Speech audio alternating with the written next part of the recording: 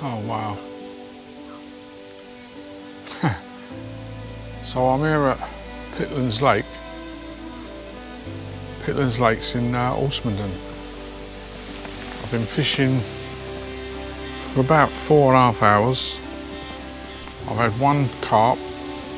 I've just cast out into the lake, and seconds after my float hit the water, the water moved in about 4 places with fish all round where I've just cast. Got luncheon meat on the hook again now. I've been trying bread. I've been baiting up with ground bait. I made a mix up. So every couple of casts, I make up a ball of ground bait, and then I throw it in the water. And it's gone right by the float, so that's good. Today I've come here and I decided to use one rod rather than two, because I wanted to concentrate on float fishing today. I'm using a Polaris float, which it finds its own depth. So my bait's on the bottom. It's like it's laying on really. It's a form of float ledgering. So I've got a weight, sliding weight on the line, goes up to the float, and the float actually moves up and down the line. It's a really clever system, really. It's a simple setup, and yeah, it seems to work quite well. There was a few people fishing on this lake when I got here this morning, and it's thinned up now. There's only me over here and the guys over there on the other side of the lake. There we go, that's the lake. He's on the other side of the island now. And my float's out there. I don't know if you can see that, probably not. The float's out there, it's just bobbling up and down in the water. I'm waiting for a bite.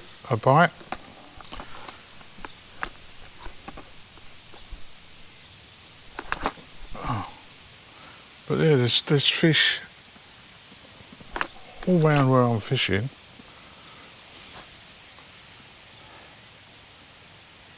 I've not really come prepared today for a video. I've got a GoPro with me and a camera, small camera.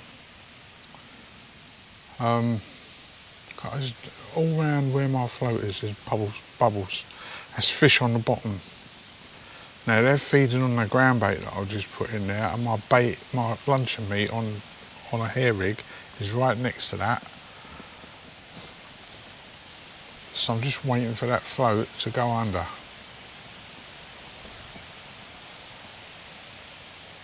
It's been a bit quiet today though. We've had a bit of rain, and it seems to liven up when the rain comes down. Oh, there's a big one next to my...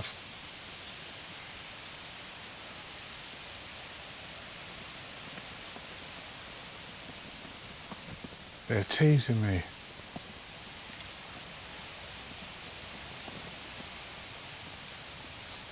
But yeah, I'm thoroughly enjoying this.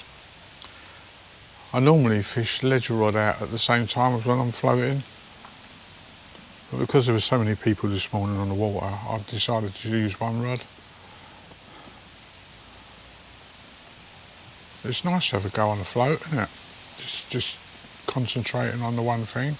Oh, something's pulling my bait.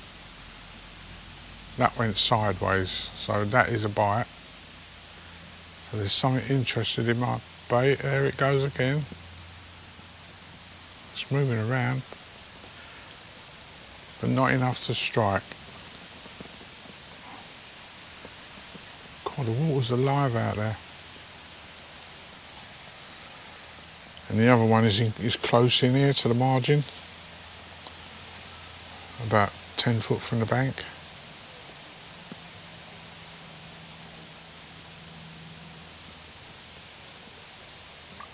And I'm just over halfway to the island where I'm fishing at the moment.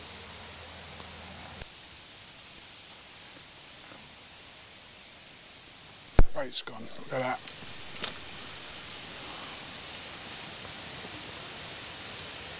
There's definitely fish out there. They're grabbing the bait. Yeah, there's definitely more movement of fish since the people have left. It's just the trouble when you get too many people fishing on a lake, they stop biting, they go off the feed.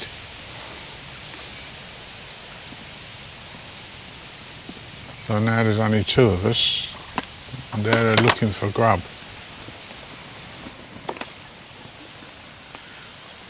So that's what I'm using. Bit of luncheon meat on a hair rig.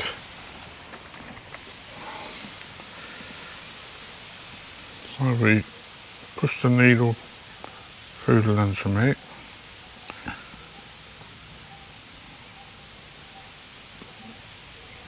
The hook's going to sit just above it. Put the little bait stop on there.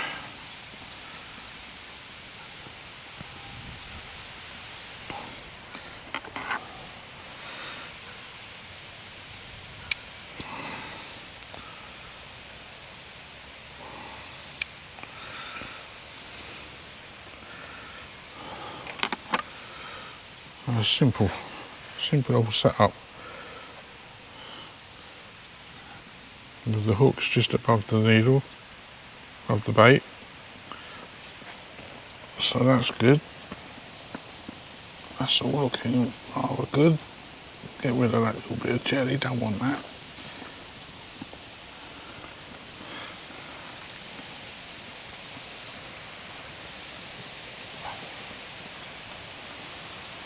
And this is the Polaris float. So the line feeds through it and it falls, but once you put a bit of pressure on the line, it stays where it is, so you can find your level, you can find your depth, so it slides up and down. I've got a sliding ledger weight on there, which goes down to the swivel. I've got a bead on that to stop it banging into the swivel. And it's, yeah, quite a simple rig really. So let's cast out.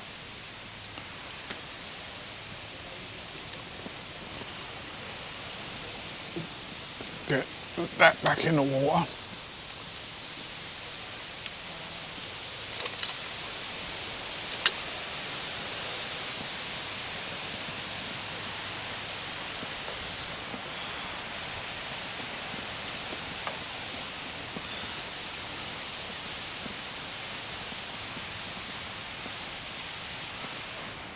I'll have another handful of this. This definitely helps to get the fish around the bait.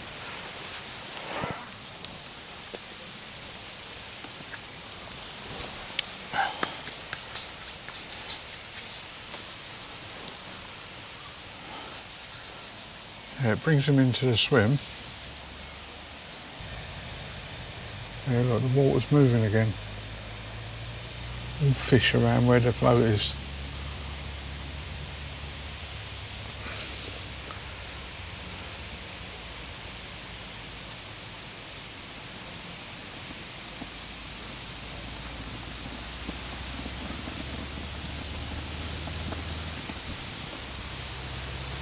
As you can see, the wind is quite gusty. It shoots across the water.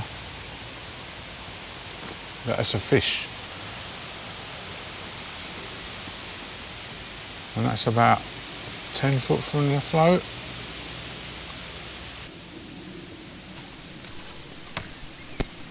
Oh, that was a nice bite, but no joy as it took the bait. No, still got the bait.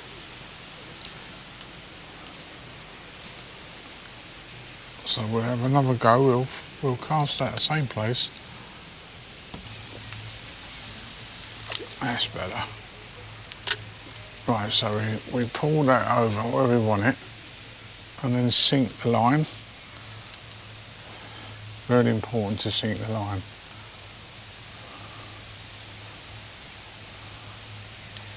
Right, that line's down.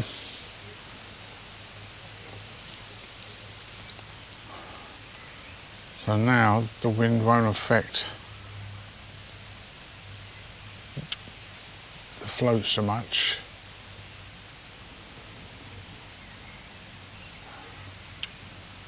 And that float's just sitting up nicely now.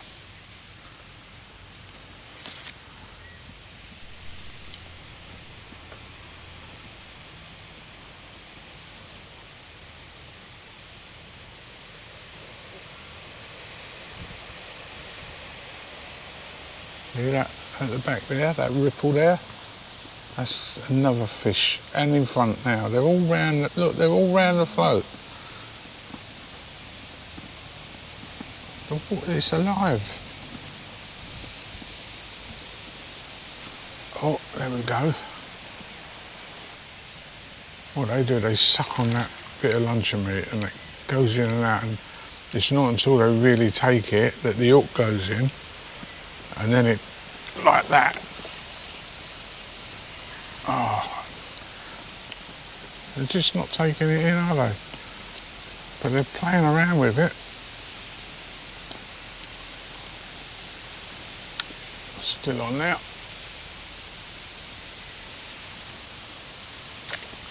We'll go a bit closer this time.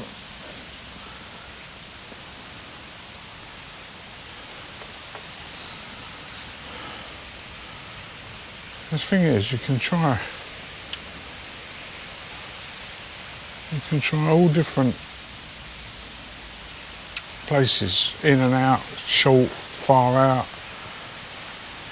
I'll throw a little bit more of that in.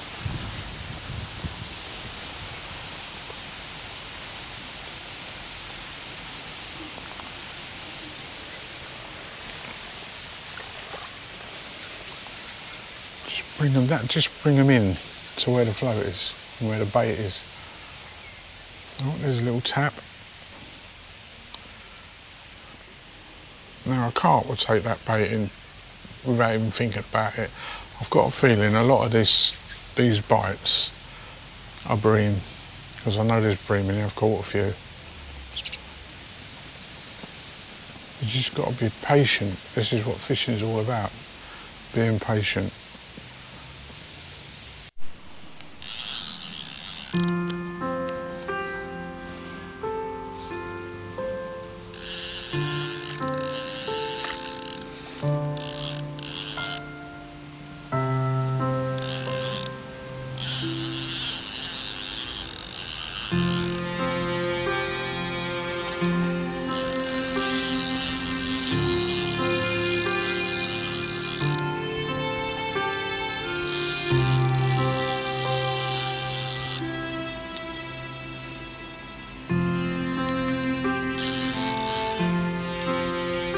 That's it.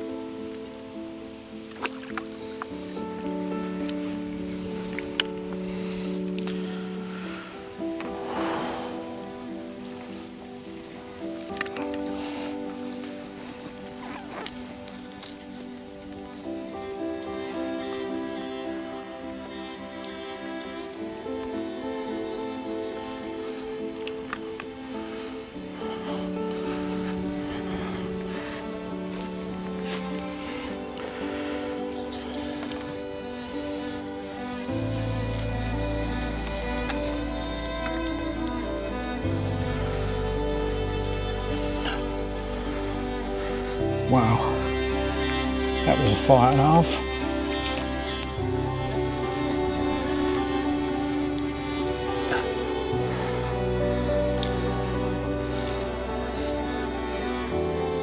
Look at that. Well, that was a good one. Another 10-pounder, almost. And that was on the dog biscuits, 2 dog biscuits on the air. Quite close in, so I'm going to keep with that. I'm going to keep trying with them. That was only in the water a little while. Oh yeah, that was a good one. So that's 2 nice fish today. We'll see if we can make it 3.